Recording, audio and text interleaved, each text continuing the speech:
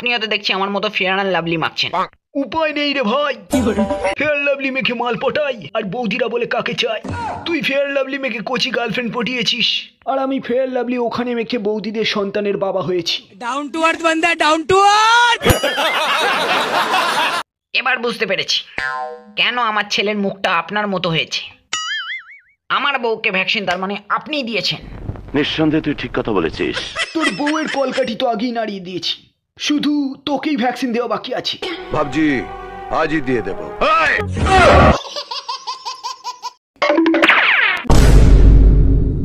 তোরা যখন বাড়িতে ফেয়ার অ্যান্ড হ্যান্ডসাম মেখে হ্যান্ডেল মারতিস, তখন আমি গালে ফেয়ার লাভলি মেখে সোনাগাছি যেতাম। কেসটা তুমি ধরেই ফেলেছো। পাক্কা মাগি করেছি। সালা ফেয়ার লাভলি লাগাবো এখানে, মাল পড়বে জুতোর দোকানে।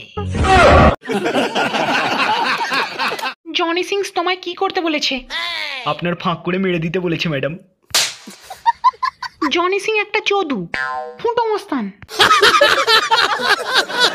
কিন্তু তোমাকে দেখে মনে হয়েছিল তুমি পাক্কা শান্তির ছেলে, বানায় ফেয়ার লাভলি মাখো কিন্তু ভদ্র।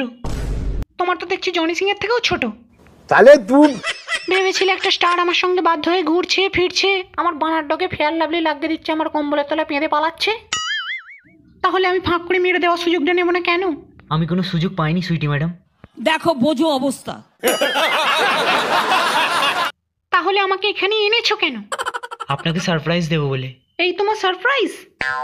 হ্যালো, আমি জনি সিং এর অ্যাসিস্ট্যান্ট। ফেয়ার অ্যান্ড লাভলি লাগিয়ে আমি আপনার ফাঁক করে মারতে চাই।